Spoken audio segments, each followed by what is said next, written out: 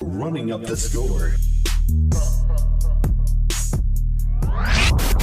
Jerry. He just sucks. He's not good. let's just put it out on the table. He's not a good quarterback. Oh, way to join a team that already won a title.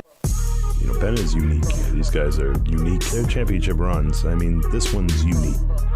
Let's hope some people still get thrown at and, get hit in baseball. Keep it interesting, right? Yeah. I can't take this guy serious right now. I dare you to watch it and tweet us. Tell us, oh, you know what? This is a hell of a sport. Where's this been all my life? The New York Jets you know what they need to do with the second round pick? They need to just start taking it and lighting it up on fire.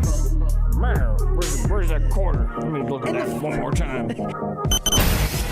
This is Running Up the Score.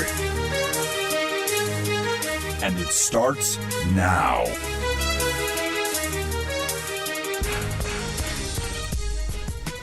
All right, it's time to run up the score. Running up the score with Jerry Napoleonello, 605-562-7085. Press 5 to be heard live, brought to you by Yell5 Sports app. We are live on Zeno Live and Periscope. We have a lot to get to today. We had another great week in the NFL, and I keep saying that every week, but it's the truth. It's getting a little clearer now who is making themselves a clear playoff contender, but still we don't know. We don't have a team that's just above everyone else. Everybody is just all the playoff contenders are all around the same. So, it's going to be a fun next 7 weeks. It's going to be very interesting. We'll get into all of that. Plus, we didn't do midseason awards, so we'll get into that. We'll get ours out of the way. We'll get to what NFL coaches should be fired and who will be fired should be, in the next week or so. And I have 3 things that doomed the Cowboys that I got from that game, and none of those 3 is Ezekiel Elliott. Thanks for joining us today. We got a great show ahead of us. We're going to start off with the non-sports topic of the week, and I'll continue to discuss this for the remainder of the show periodically. Now we got into this argument at work, conversation, I guess you could say, yesterday, and it was mainly, when is it too early to listen to Christmas music? And I know it's time. This is the time where you would, if not start, it's getting to that point. It's November. Next month is December. Christmas is right around the corner, and everybody loves Christmas music. So when's it too early to listen to Christmas music? And I don't know if any of the radio stations, at least, if you don't know, I'm in the New York area, the tri-state area, Long Island, I'm right now, I live in Long Island. So far, I don't think any of the radio stations around here have started to play Christmas music, but to me, I don't really listen that much to the radio. Either I have, my iPod on, or, I have Sirius XM, so I'm listening to that. So being that, I work at Sirius, so they already have the channel out for Christmas music, all Christmas music all day. Sirius channel, I think it's channel 70, I think it's Holly Radio. So they already started it. And, to me, I think it's too early. I think it's too early. And we got into this argument at work. And basically, the one kid at work told me that I'm a fraud and a front runner if, using sports, lingo. I'm a front runner if I wait until after Thanksgiving to listen to Christmas music. But to me, that's when Christmas music can take off. That's when you can start playing on every radio channel. I think after Thanksgiving, because Thanksgiving is still a holiday. And I know there's no music for Thanksgiving, but Thanksgiving's still a holiday. It's still a major holiday, and to me, I think it's one of the best holidays out of all the holidays. You get to, you spend time with your family, friends, spouse, significant other, and you watch football. And to me, it means more because the Dallas Cowboys play on Thanksgiving. To me, I'm not into the food. I'm not into that. I'm into football. I get so nervous on Thanksgiving that I don't eat that much. Everybody says, "Oh, Thanksgiving, I'm in a food coma, this and that." No. I got a game. I got a game to watch, and I'm nervous as hell when that game is on. So, I don't eat as much. And last year I worked, on Thanksgiving. This year I'm working on Thanksgiving again. So, it's a little different now. But to me, I still think that this is one of the best, holidays out of all the holidays is Thanksgiving. So to me, and you see it with all the stores too. All the stores start to bring out, Christmas stuff, sometimes even before Halloween. It's like, why are we rushing the year to go? It's like it's everybody's so quick to rush the year. Let's pump the brakes a little bit.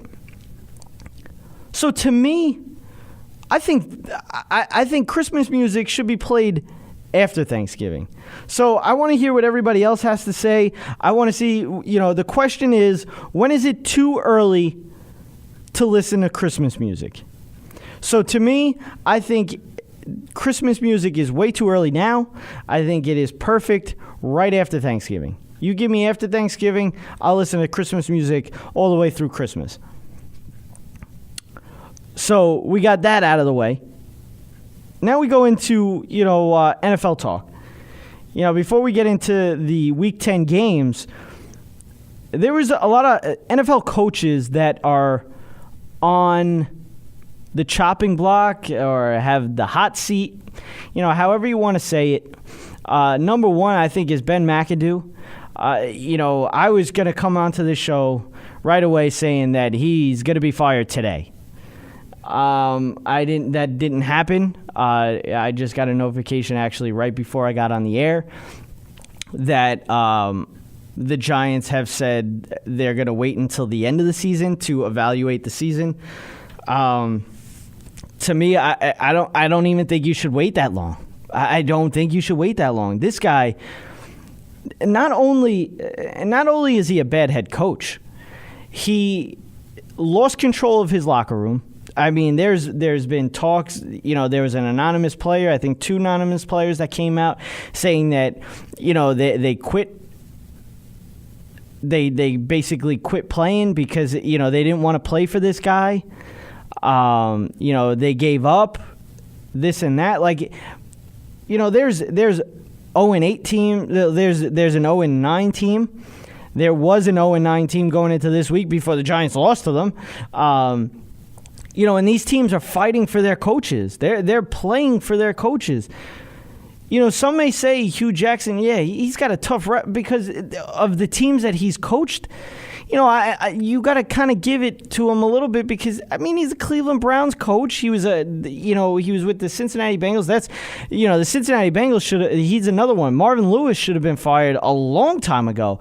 A lot of people were saying that he should have been fired so that Hugh Jackson can take that spot.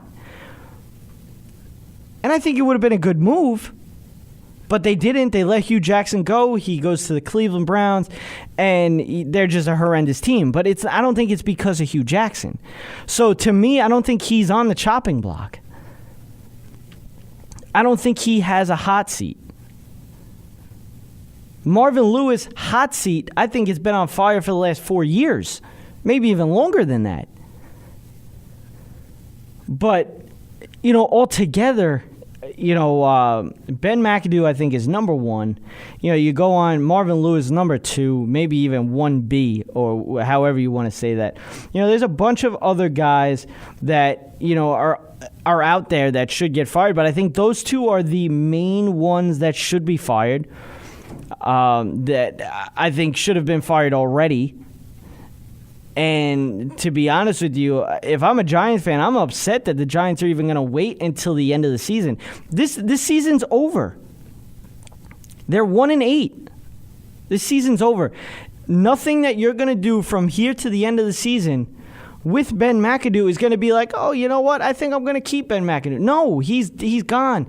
He doesn't know how to treat the team right. He doesn't know how to treat a game right. He doesn't know how to treat the media right. It's just all like he is the perfect coordinator. And if you ask some of the players that have had him as a coordinator, he's a great coordinator. Whether it be offensive coordinator or, quarterbacks coach or tight ends coach, whatever it is, he was good at that. But when you look at it, he's not a good head coach. I mean, just perfect example. We played it on the show last week. What he did in the press conference, I ripped him to shreds. I ripped him to shreds because he's an idiot. I don't use that a lot on the air. I might use that off the air, yeah, but I don't use that a lot on the air. Unless you're Ben McAdoo, you're an idiot. What he's done to this point is just, it's fireable. And just the fact that he went into that press conference last week, the question was, what did you say to your team at halftime? And he sat there silent. He said, that was it. It's like, is it just me? But to me, I felt like at that point he was thinking of something slick to say, almost as slick as his hair. And now that was another thing. It's like, I think he's more worried about his hair than he is about his team. I mean, he's reading books now. He's, this and that, just to try to help himself, with this team. It's just not working. It's not working. It's not working for Ben McAdoo. A head coaching job is just not working for Ben McAdoo. And I think it's the Giants' duty to get rid of him now. Don't wait until the end of the season. Get rid of him now. I know how hard it is for the players to adapt to a new head coach, but you know what? Start now. Start now. Don't wait. Don't wait until after the season. And I know they're probably waiting until after the season to see what head coaches end up being free. But and to me, they were talking about, even Spagnuolo, when he first left the team, that he should have been the head coach then. Make him now. He's already on your team. Make him the head coach now. He's got head coaching experience. May not be good experience, but he was with a bad Rams team. Make him now. Why not? Everybody in the Giants organization loves him. All the fans love him. Make him the head coach now. Don't wait until the end of the season. Because like I said, nothing that you're going to do now to the end of the season is going to make you change your mind about Ben McAdoo. Get rid of him now. I said, we're going to get into, we didn't get into midseason awards around week 8 when we should have, but we didn't get into it. But I want to get into that later on, and we'll get into that after the break. But we had, some sad news in baseball right after I got off the air, really last week on Monday. It was about maybe an hour or two after I got off the air, maybe even right after I got off the air, I think. I was driving at the time, and I got the notification that Roy Halladay was killed in a plane crash. And, I mean, I was shocked. And it's kind of upsetting. As a Yankees fan, I mean, we faced Roy Halladay, a lot, obviously, when he was with Toronto. And it's sad. It was sad because of how great of a pitcher he is or was. And I think the saddest part, and I think right after it happened, I think the saddest part I said was, this guy's not even going to be around to get inducted to the Hall of Fame, because it's no doubt in my mind that he's getting inducted to the Hall of Fame. I think he's a first ballot Hall of Famer. But it sucks. There's not much to go on with this because no one knows really. The video came out from TMZ showing that, the plane was going up and down and stuff, and it ended up crashing into the water. I've looked at this plane. I saw this plane. This plane is actually pretty cool looking. It folds. You could put it in your garage. It looks like a sports car. But it altogether, I think I could be wrong about this, so don't quote me on this. But I think there's 12 made in the United States. 12 of these planes. And I'm pretty sure I heard that 3 of them have gone down in crashes. Roy Halladay being one of them. A trainer for the company with the plane went down and was killed as well. Then there was another plane that I think there was 3 or 4 passengers in the car, in the plane, and they all survived. But that's kind of disturbing that 3 of these planes have gone down out of, 12, I think it is. So, it's crazy to think about. You never want to see someone, and it's not just, obviously we're talking about this guy because he's, he was an idol. He was, one of the best pitchers to, ever grace the ball field in Major League Baseball. So, obviously, there's people that pass away every day and, don't get the recognition that they should, obviously. But, it's sad. You never want to see somebody go. And it's sad, that this guy was such a good pitcher. All his teammates said he was a great guy. It's tough to hear somebody pass away at such an early age. And, he was teammates with Corey Lytle, the other Major League pitcher that passed away in a plane crash as well while he was with the Yankees. He crashed into a building in New York.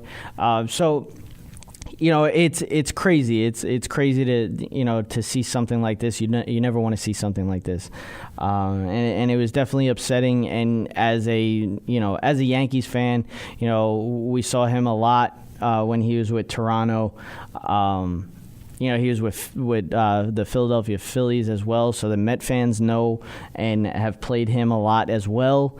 So, everybody in New York kind of understands and feels bad, and, it's sad to see.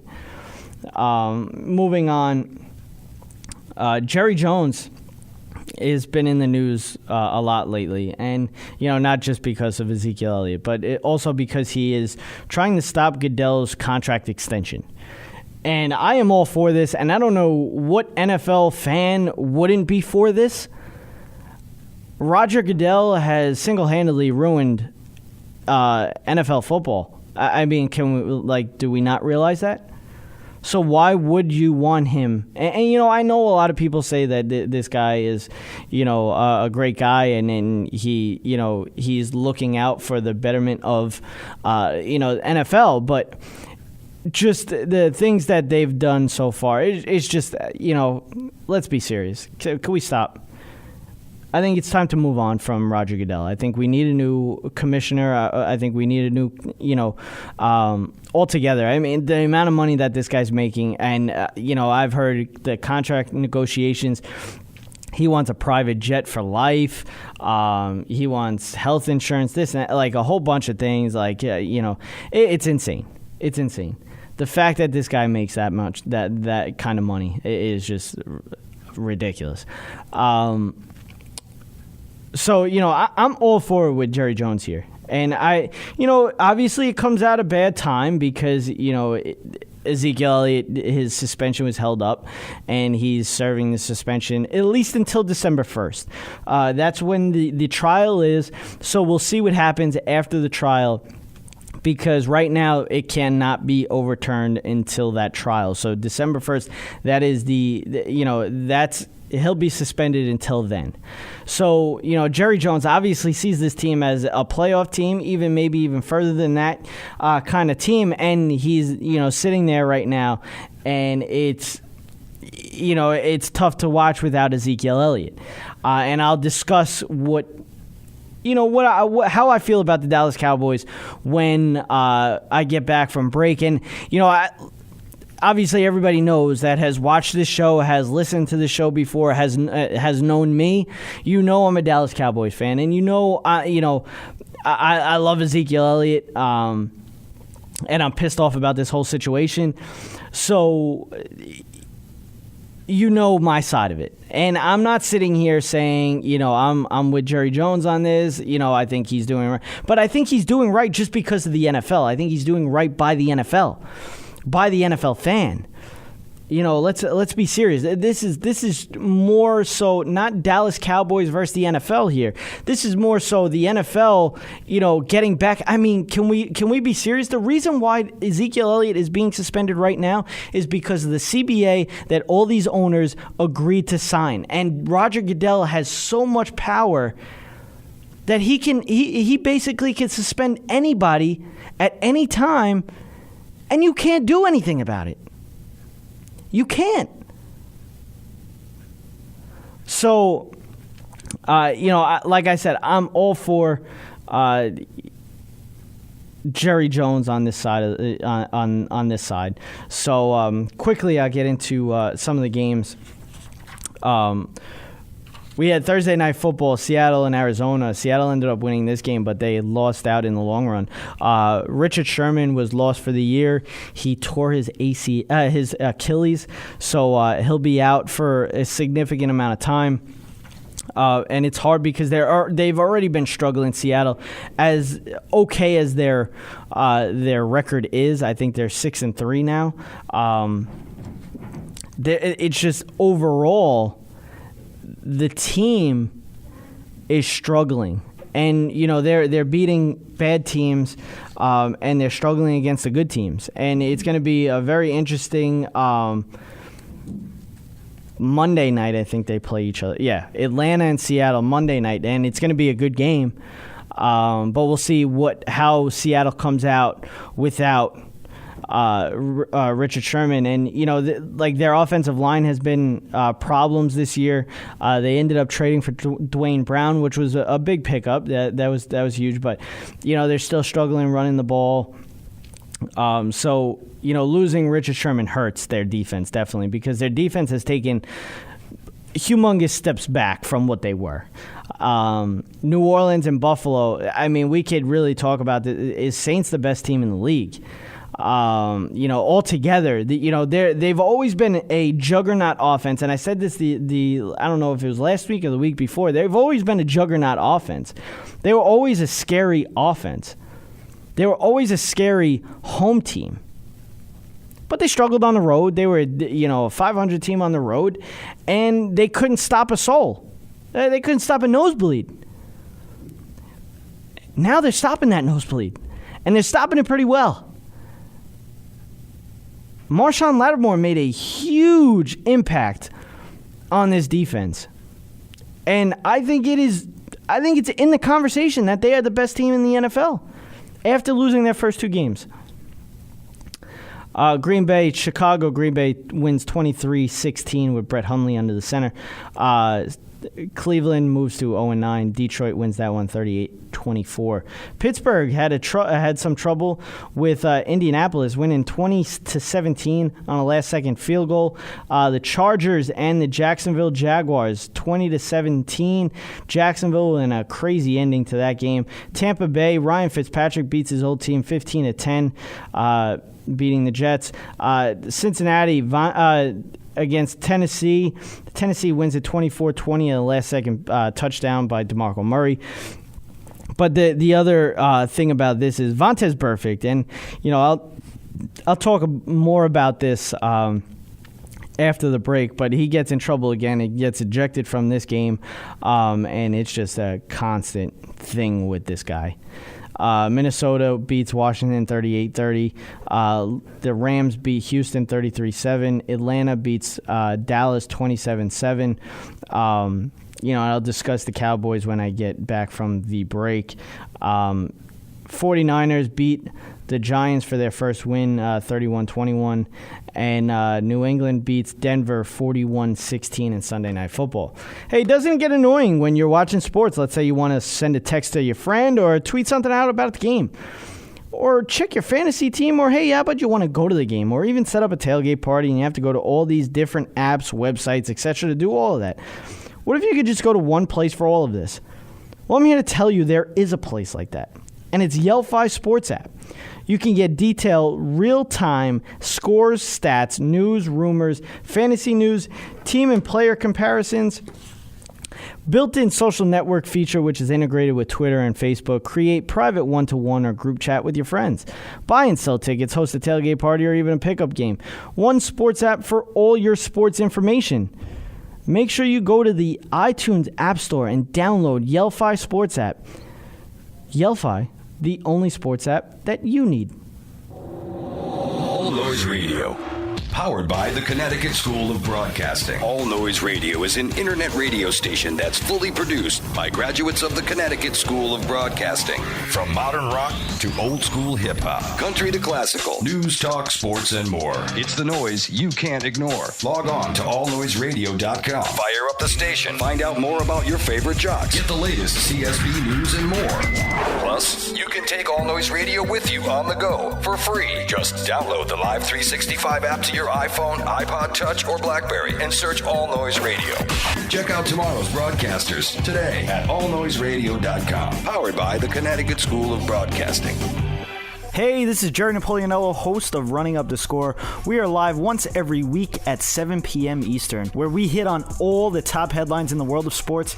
You can also find us on Stitcher, iTunes, and those of you that like the visual aspect, check us out on YouTube. Running Up the Score. We run up the score on Sports Radio. Cyberstation USA is the future of radio. Get your business into the online future at the world's largest internet radio station. From banner placement on our homepage to any of our broadcaster stages, commercials on our video player, audio spots on any of our shows, or at the beginning of any of our on-demand broadcasts. Cyberstation USA offers competitive rates with a worldwide reach. A fully integrated one-stop shop social media broadcast platform. For more information, please contact our sales department at Cameo at cyberstationusa.com. Follow the NFL this season on Running Up the Score. My heart, it beats like a bass drum. Come on, let me get some. Never gonna back down.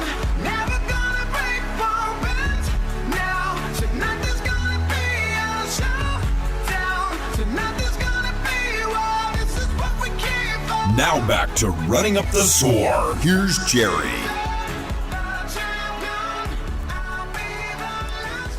All right, we have our mid-season awards this week, and of course this week's picks and predictions. But first, call in at 605-562-7085. Press 5 to be heard live. And if I said that too quick, it's 605-562-7085. Press 5 to be heard live. You can follow us also and tweet us at RUTS Sports, as well as follow us on Instagram at RUTS Sports. You can also check out our website, www.rutsports.weebly.com. But first, let's get into some baseball news. The Yankees are looking for a manager. There's been a bunch of people that I've heard: Aaron Boone, David Cohn, Jerry Harrison Jr., John Flaherty. You know, there's a bunch of guys, ex Yankees that have put their foot in the running. There's one guy that I have been calling for, and I think it should be, and not just because I love this dude, but I think it's A-Rod. I mean, why not? This guy won you a 2009 World Series. Let's be serious. And if anybody wants to fight me on that, I will go to the battlegrounds in that. I will fight you to the death.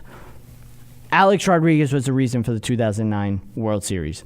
Okay, I don't want to hear any other thing about that. This guy is one of the best players to ever play the sport. Not even that. He's smart as hell when it comes to baseball. Smart as hell. And you can see that. That's why he's such a good Fox Sports analyst. You know, everybody loves this guy now. And it's amazing. I think he's one of the best stories in baseball. As much as I don't want to see that bad part of it, because I think that's ruined a lot, because I think this guy deserves to be in the Hall of Fame. There's nobody... Listen, all of these guys, and we've talked about this many, many times, they deserve to be in the Hall of Fame. Just stop it now. But I think he deserves to at least be in the running for the New York Yankees manager job. I mean, you want the young soul. You know, that's what they wanted. That's what, you know, Brian Cashman wanted. He wants somebody that, you know, can be with these guys, that can go with these guys and run this team, but like in a younger way. Because it's a young team, let's be serious. They're all, you know, 21, 22 years old, 23 years old, 25 years old, whatever it is. But A-Rod's played with these guys, and they've looked up to A-Rod. A-Rod's taught them a lot. So why not just make him you know, I mean, you already have him. And as much as you want to hear, you know, everybody said, oh, that A-Rod's been a problem for the organization. Not many people like him. But you gave him a job, though, after you basically made him retire. So he's still with the Yankees. Why not just make him the manager? Another ex-Yankee retired today, Carlos Beltran. An amazing career. He went out on top, a World Series champion with the Houston Astros this year, and he put out, you know, his letter on the Players Tribune, Derek Jeter's site. You know, great career, 20-year career, and it was well deserved. And I'm happy to see him go out on top. Going on to NBA, Boston Celtics. They're the team to beat in the East. I mean, that's the question. Are they the team to beat in the East? The Cavs have been terrible this year. They've been so inconsistent. The Celtics, they're on a 12-game winning streak, and this is without Gordon Hayward. They won a game without Gordon Hayward, without Kyrie, and without Al Horford. This is a legit team. This is a legit team, and I'm a Lakers fan, and I hate the Celtics, but I'm saying this is a legit team. They're exciting to watch. I think they're the team to beat in the East. And I would love to see them beat the Cavs in the Eastern Conference Finals. I would love to. To watch Kyrie beat LeBron, I mean, there's nothing better in the NBA. That's something that you would want to watch. So moving on from that, we're going to get into the NFL here. Now, I wanted to get into this earlier, but I didn't have enough time. And I said earlier when I first started the show that there was 3 things that I took out of that Dallas Cowboys game. And none of it was Ezekiel Elliott. And it's true. None of it was Ezekiel Elliott. Number 1, the thing that I took out. Who is the most valuable player on offense? Number 2, who is the most valuable player on defense? And number 3, who is the third most valuable player on this team? And I'll go into it now. Number 1, the most valuable offensive player, Tyron Smith. Chaz Green was absolutely horrendous in this game. Horrendous in this game. How do you give up 5 sacks to Adrian Claiborne? Good defensive end. It's good. He's good. Not great. Not 5 sacks, 6 sacks type of player. And it's sickening that he gave up that. Like to the point where there's plays that he had inside help. He had inside help by the guard, Cooper. And he still let Claiborne on the outside. Still let him have outside leverage. Now, don't get me started on the blows to the head that Dak Prescott took that nobody called. But just the fact that he got there, that he was able to make that contact to the head is horrendous. The most valuable player on offense is Tyron Smith. Now, number 2, the most valuable player on defense is Sean Lee. This guy makes all the difference with this defense. This defense is an okay defense. Trust me, it's an okay defense. I watch this team on a week-to-week basis for the last 12 years. They're a good defense, okay defense. Not great, okay defense. They're a fast defense. They're an underrated defense. With Sean Lee. Without Sean Lee, they're horrendous. Without Sean Lee, they cannot stop the run. Therefore, they have to pack the box a little bit more, and then they have single coverage on the outside, and they get beat on the outside. It happens every week whenever Sean Lee is not in there. And I don't want to hear anybody say otherwise, because he is the most valuable player on defense, and he has not played 16 games in a season in his whole career. And there's a problem with that. And now they're saying that he's going to miss several games, which is bad.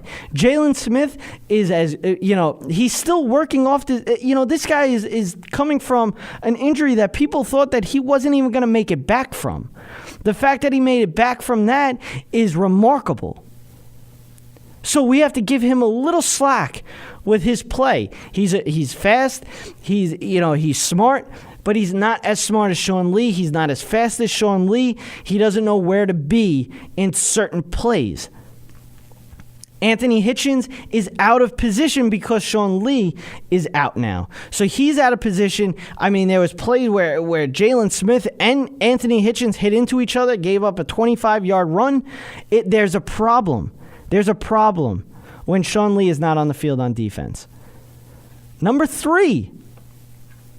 The third most valuable player on this team. Not Dak Prescott. Not Ezekiel Elliott. Not any of that line. Not any of that defense. Not Des Bryant. Dan the Man Bailey. I mean, you took him for granted if you're a Dallas Cowboys fan. You didn't know that there was bad kickers out there. Nugent is a bad kicker. How he misses a 38-yard field goal is beyond me. He's a shaky kicker. You took it for granted. It was like, oh, you got into field goal range? That's okay. We got the 3 points. Now you have to shake it. You have to shake. I mean, it's like having Nick Folk. It's like having Billy Cundiff again. I mean, I'm shaking when a kicker comes out. I'm shaking on extra points now, too. Because Dan Bailey is out. And he's out this week, too, against the Eagles. This is bad. This is bad. We needed this game desperately. And I said, and I've told people, if we were to go 1-1 in the Atlanta game and the Eagles game, I would take the loss for the Falcons. And I'm still taking the loss for the Falcons if they win against Philly. This is going to be a tough game. Now, I still don't think the Eagles are that good. I still don't. But it's going to be tough not having Ezekiel Elliott, not having Tyron Smith, not having Dan Bailey, and not having Sean Lee. Because right now, that's what it's looking like. But if we get Tyron Smith back, that helps. That helps immensely. Because we saw what that line looked like without Tyron Smith in it. So those are the 3 things that I took out of that game. And none of it had to do with Ezekiel Elliott. Tyron Smith is in that game. They run the ball better. They pass better. That game is probably closer. So there's that. Now, the other thing with the Dallas Cowboy game, and I've said this week after week, the Cowboys don't know how to make adjustments. They don't know how to make adjustments. I mean, the fact that Claiborne, I think, had 3 or 4 sacks in the first half.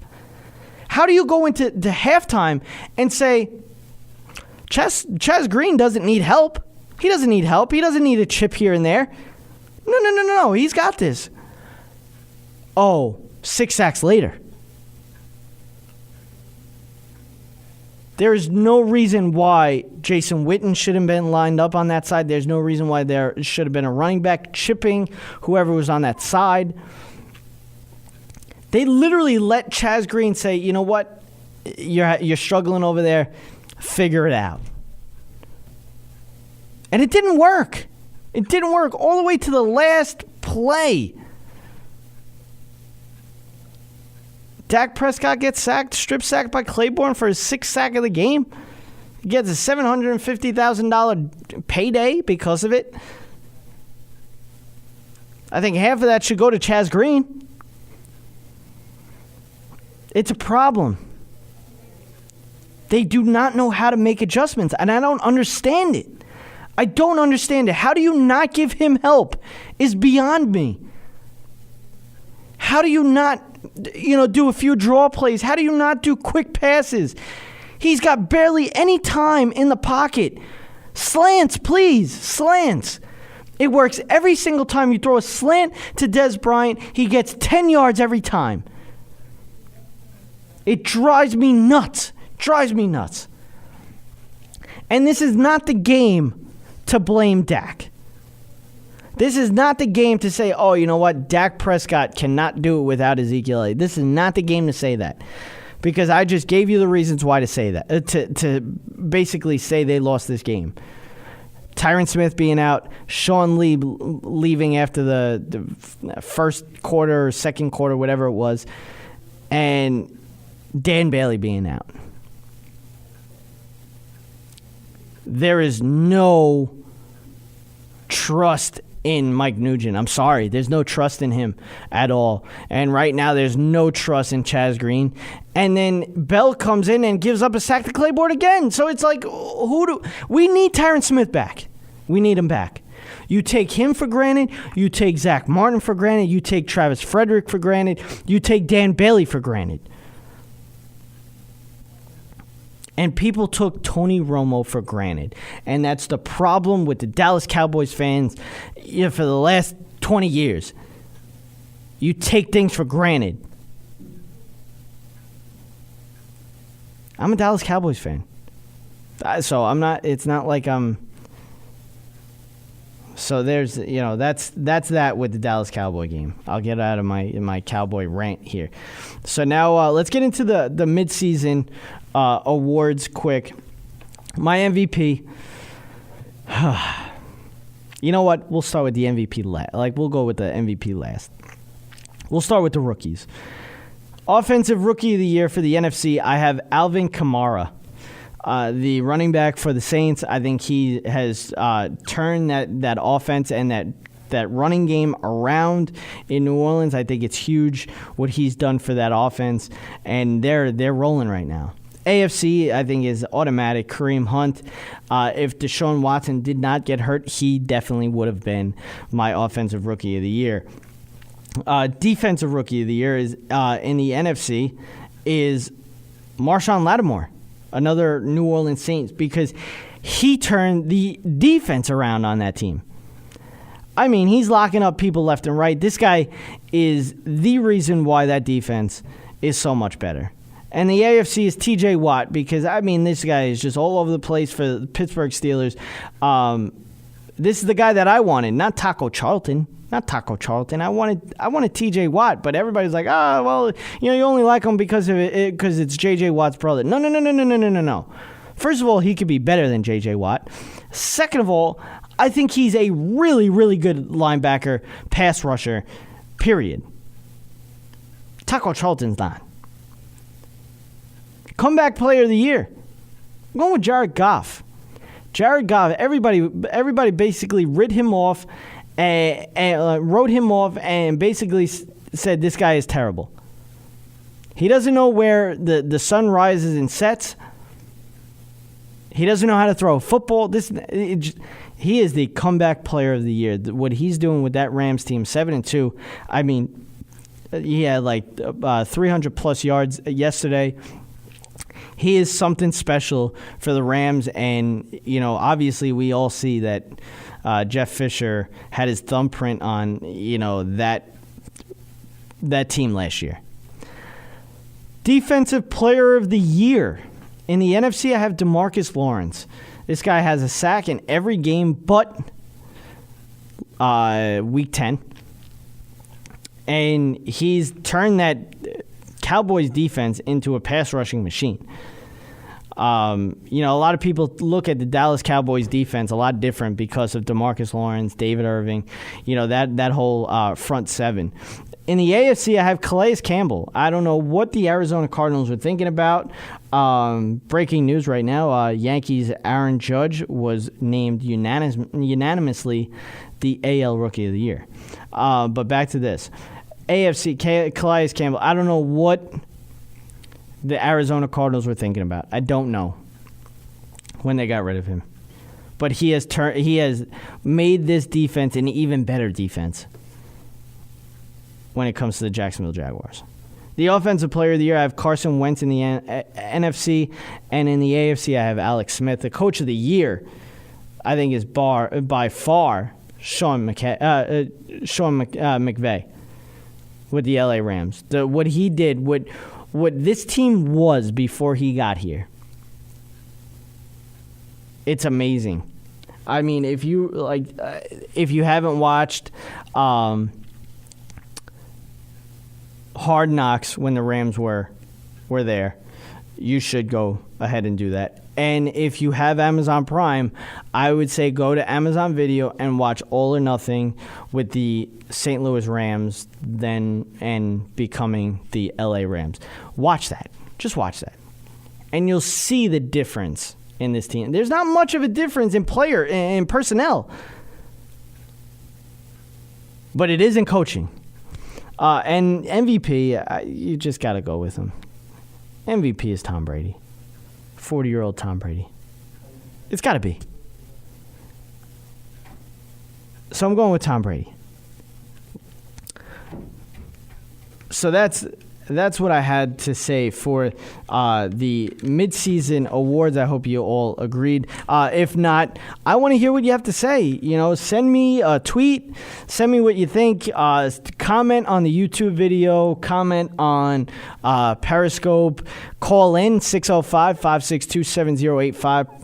And then when you get on, press 5 to be heard live. You know, and subscribe to our YouTube page, subscribe to our iTunes podcast and everything like that. But it is time.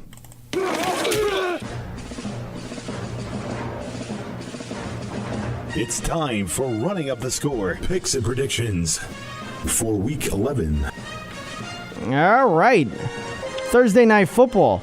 Tennessee 6-3 at Pittsburgh 7-2. We got a pretty good game here for Thursday Night Football. Pittsburgh, you can argue they are the best team in the league, but when you look at their games and they have a few wins that are just close against bad teams, and Tennessee is a hard-fought team. They're coming off a hard-fought win on Sunday. Now I'll pick against the spread here. And Pittsburgh is favored by 7. So I'm going to take the points, and I'm going to go with Tennessee. Detroit Lions 5-4 at Chicago 3-6. Detroit has a very high-powered offense, and when they're rolling, they can stick with the best of them. And with Mitchell Trubisky on the other side, Lions are favored by 3. I'm still going to take the Lions. Jacksonville Jaguars 6-3 at Cleveland 0-9. Jacksonville is one of the best teams in the AFC. Only thing holding this team back from being one of the best teams in the league is having Blake Bortles as their quarterback. Jacksonville is favored by 7.5. I'm still going to go with the Jags outright. Baltimore Ravens 4-5, Green Bay Packers 5-4. Green Bay had a nice win with Brett Hundley under the center on Sunday. They're home dogs by 2.5. I'm going to take the points and pick the Packers to win outright. Arizona 4-5 at Houston 3-6. Cardinals are not a good team, and Tom Savage is not a good quarterback. This game is kind of a wash here. Tough to pick this game. It's going to go by who is the worst quarterback, Stanton or Savage. Cardinals are a 1.5-point favorite. I think I'll take the points and pick the Texans to win at home. Los Angeles Rams 7-2 at Minnesota 7-2. This is the best game of the week. Vikings are a 1.5 favorite. Going to be a close game. I'm going to take the points here and take the Rams to win outright. I think this is one of the best teams in the league, and not just in the NFC. Washington Redskins 4-5 at the New Orleans Saints 7-2. New Orleans, as some may say, the best team in the league, and they're 7.5-point favorites. I'm still going to roll with them, and the Saints win big. Kansas City Chiefs 6-3 at the Giants 1-8. Giants are just a bad team overall, but 11.5-point dogs in this one. Tough to not take the points, so I'll take the Giants to cover. The Tampa Bay Buccaneers 3-6. The Miami Dolphins 4-4. Dolphins are 3-point favorites. Fitzpatrick under center for Tampa Bay, who has underachieved all season, and they'll continue, but I'll take the points and pick Tampa Bay to cover. Buffalo Bills 5-4. Los Angeles Chargers 3-6. Chargers are 4-point favorites in this one, which is crazy. This is the easiest pick of the week. I'll take the points and Bills to win outright. Cincinnati 3-6. Denver 3-6. Broncos are a mess. Brock Osweiler is a joke, but so is Cincinnati. But because of their defense and the Bengals offense being terrible, I'll go with the Broncos to win and cover. Sunday Night Football, Philadelphia Eagles 8-1 and Dallas 5-4. Would have been a great Sunday night NFC East rivalry game if Ezekiel Elliott would have been playing, Tyron Smith wasn't hurt, and Sean Lee wasn't hurt. Still should be a good game. Eagles are giving 3.5. Cowboys are home dogs. I think this will be a close game. I'll take the points in this one. I'll be taking the Dallas Cowboys. Monday Night Football, Atlanta 5-4 at Seattle 6-3. Even with Sherman out for the year, Seattle is favored in this one by 3. I think this will be a good game, close game. I'll give the points and pick the Seahawks to win. So that will do it for the picks. Now it's time. Running Up the Score presents the Lock of the Week for Week 11.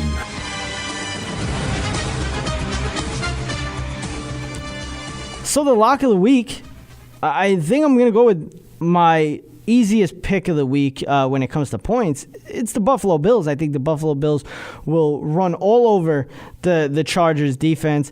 I think they're going to play good defense against Phillip Rivers. Phillip Rivers, he's feeling in the holiday spirit, and he'll probably be being that Thanksgiving is coming up, probably be giving 2 picks. Then it is time for...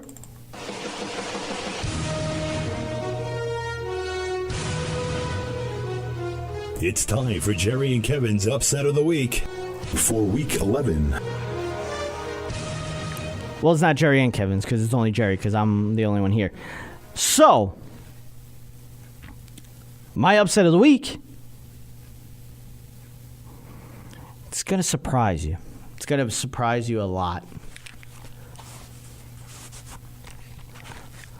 I'm going with the Dallas Cowboys to upset the Philadelphia Eagles because I don't think the Eagles are that good. And there's that. So that basically will do it. And I actually wanted to talk about, being that we didn't get to talk about it a little bit, Vontaze Burfict. I think it's time for him to go. But I do agree with him on this one. I don't think he should have been ejected from the game. It was more so the ref just kind of putting his arms out and him trying to get away without getting hit in the face. So he got ejected for making contact with the referee. You know, and then there's some players that on the Cincinnati Bengals that are saying that the refs are provoking Vontaze Burfict, at least 3 times in the past month, according to a teammate. The Bengals player said that he has heard officials cursing at Burfict on multiple occasions, and there is video that shows officials coming into contact with the linebacker 3 times in the past 4 games. An NFL spokesman denied those charges Monday, saying it is not unusual for officials to come into contact with players and that there has been nothing unusual involving officials' interactions with Burfict. But over the past month, according to the source close to Burfict, the Bengals linebacker has grown increasingly upset with officials' treatment of him and feels he is being singled out by the officials. Burfict has complained to Bengals coach Marvin Lewis, a member of the league's competition committee, but those complaints have not been brought to the league office, an NFL spokesman said Monday. Officials made contact with Burfict in October 22nd game against the Pittsburgh Steelers, again in November 5th game against the Jacksonville Jaguars, and then in Sunday's game against the Tennessee Titans, during which Burfict was ejected for the first time in his career. Yeah, that was shocking to me too. The league does not plan to suspend Burfict for making contact with down judge Jeff Bergman during Sunday's game, a source confirmed to ESPN. This guy has been in nothing but trouble since being in the NFL, and there's nothing more than I would like for him to be out of the league. So there's that, but I do agree with him on this one, and I'm with him on this one. So there's that. But that will do it for running up the score for this week. We'll be back next week, Monday, November 20th, I believe. So tune in for that. Again, like us on Facebook, follow us on Instagram and Twitter, tweet at us, subscribe to our YouTube page, subscribe to our iTunes podcast, check us out on Stitcher, everything. Go to the website, www.rutsports.weebly.com. You'll find all the websites that we're on. That will do it for Running Up the Score. Thank you to our sponsor, Yellfy Sports app. You can download the app from the iTunes App Store by searching Yellfy. It's spelled Yellfy. Make sure to follow me at Jerry RUTS Sports. I'll follow you back. It's a great app. That will do it. Thank you for joining us today. We'll be back next Monday talking sports once again. As I said, that will do it. I'm Jerry. Be breezy. Be breezy. And it is all over. You've been listening to Running Up the Score. We run up the score on Sports Radio.